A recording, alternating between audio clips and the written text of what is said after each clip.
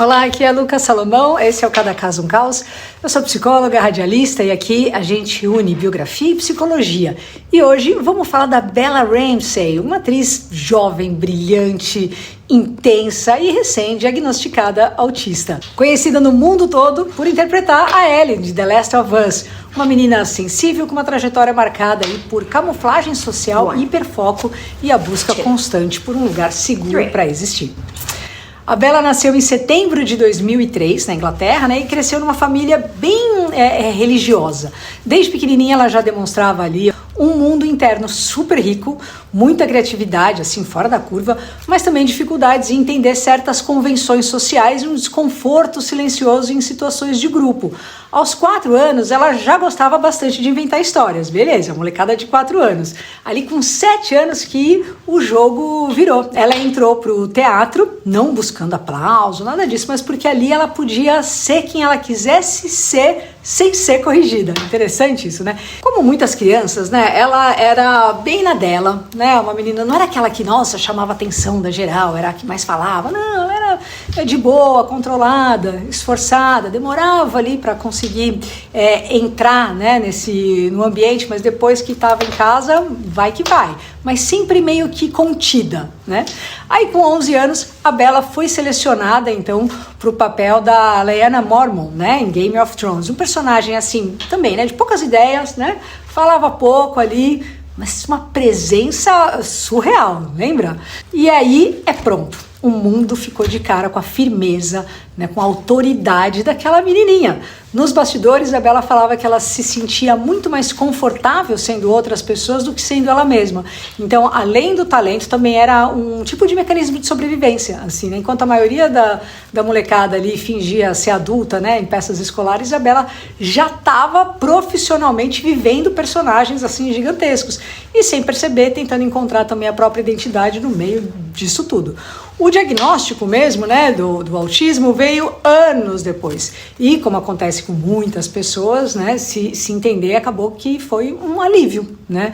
Não foi um estigma, nada disso. Ela disse que, de repente, tudo fez sentido, né? A sensibilidade extrema, a confusão com regras sociais, o desconforto em grupos grandes, a necessidade de rotina, o gosto pelos mesmos gostos, né? Essa demora que ela tinha para engajar em alguns ambientes. Ela falou que ela se sentia estranha, só que ela começou a se entender. Ela falou também que se identifica como não binária, né? Então ela usa pronomes tipo they, them, né, em inglês. Ela é bem autêntica, mas também já sofreu muito bullying.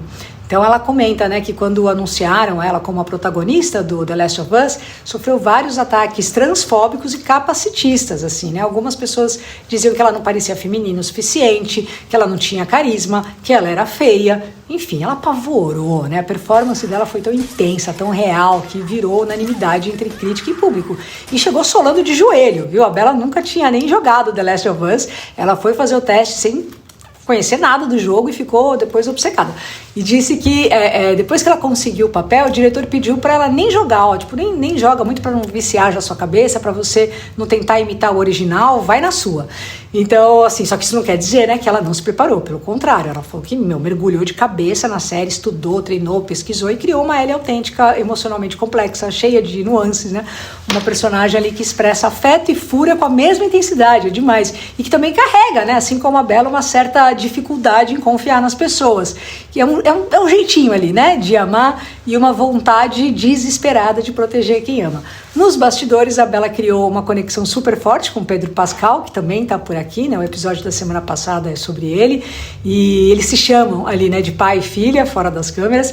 O Pedro, inclusive, perdeu um dos pais, né, pouco antes das gravações, e a Bella contou que a relação entre eles foi quase que terapêutica. O Pedro Pascal falou, né, que admirava a coragem dela, a inteligência emocional e que aprendeu muito com a Bella. Os dois criaram, então, um ambiente de acolhimento mútuo, com muito humor, né, com muita liberdade, que isso foi essencial durante as gravações, que foi quando ela entendeu esse diagnóstico, né, quando se percebeu ali nessa condição. A Bella já falou abertamente sobre crises de ansiedade, incongruência de gênero, dificuldade de se ver nas telas e a sensação de não pertencer. Ela disse que durante anos fingia ser extrovertida e que isso deixava ela super cansada, exausta mesmo. E depois do diagnóstico, tudo começou a mudar. Ela passou a se aceitar como alguém que prefere o silêncio, que precisa de uma pausa ali, né, que sente as coisas num volume mais alto. E ela também contou que ser chamada de menina forte por tanto tempo acabou virando um peso. Ela queria poder ser frágil de vez em quando, né? Ser insegura, sem ser mais assim, sou sensível, é isso, né? E essa é uma das grandes mensagens da Bella, que força não é barulho, força é ser honesto com você mesmo, mesmo que isso assuste os outros, né? E o legal é que a Bella não usa o diagnóstico também como bengala e também não fica tentando disfarçar, né? Assim, não.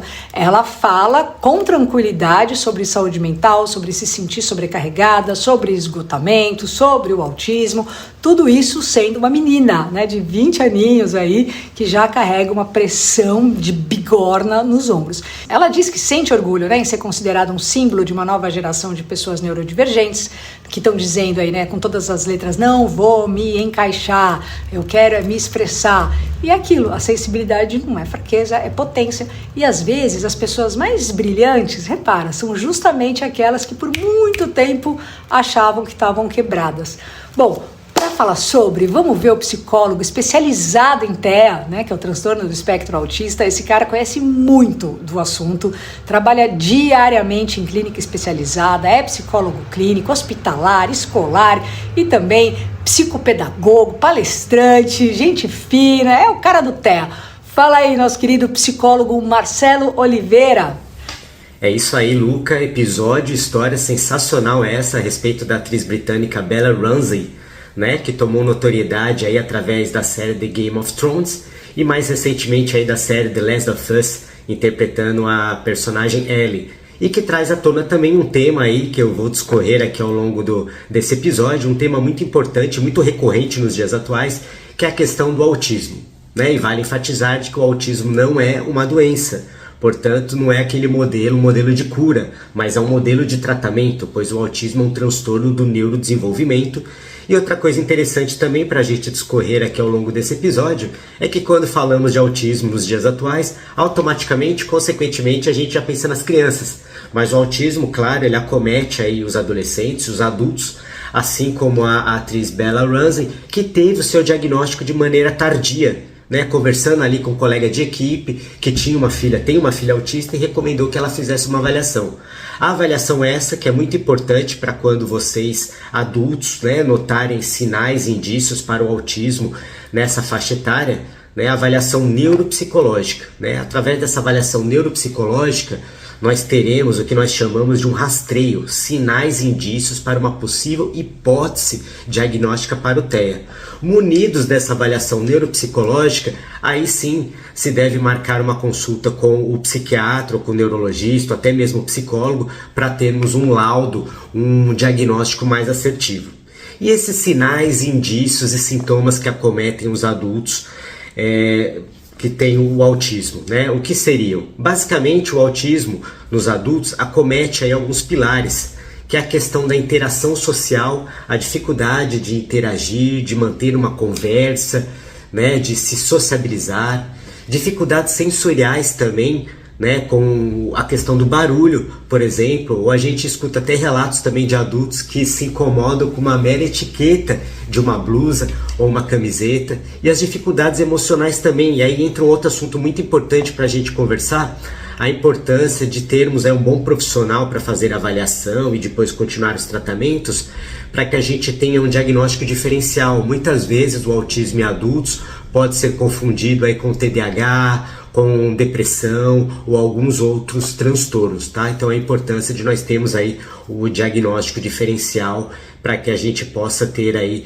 um diagnóstico mesmo mais assertivo e iniciar o tratamento adequado. Assim como a Bella Ramsey, né, sempre relata de que após o diagnóstico ela teve uma melhora aí na sua qualidade de vida, pois ela pôde, né, promover um processo de autoconhecimento e entender aí melhor os seus limites, digamos assim, e procurar trabalhar em cima de uma interação maior no que diz respeito à comunicação social, à sociabilização e à interação para com as pessoas, tá bom?